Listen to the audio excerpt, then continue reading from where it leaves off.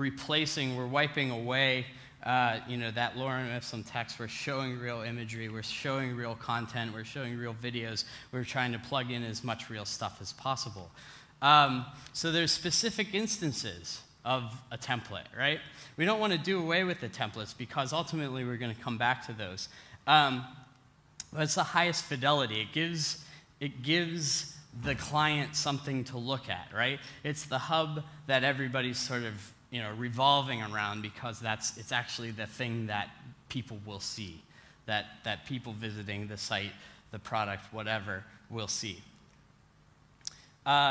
It could test the effectiveness of a system, right? It's hard to see things in very abstract terms, right? A client once said to us, "You're trying to get me to comment on, on how I like this face by only seeing the nose, by only showing me the nose." It's like, well, do you think that this face is attractive? And it's hard. It's hard without seeing it in the context, right?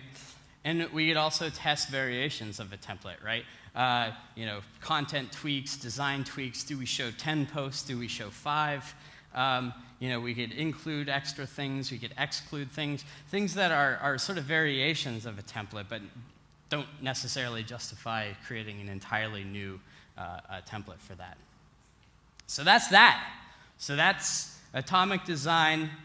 It is it's a methodology for creating a design system. It's from going from very abstract to very concrete in this sort of logical progression, right? In this way that sort of makes sense. It's this assembly.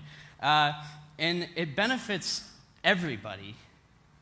And this is why I like it, is because it's not just a designer tool. It's not just for the developers. It's not just a code reference thing, although it is that, right?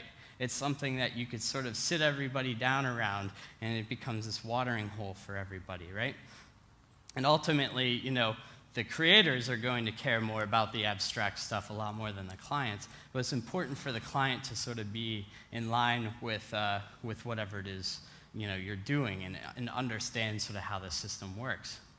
And what I found in doing this is that I sort of treat the very core, very abstract stuff as like a reference, like come back to it if I need to just sort of get, my basic, pieces in place.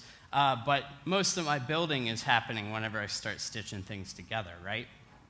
And so that happens in these sort of 3 phases, between molecules, organisms, and templates. And then the pages, like I could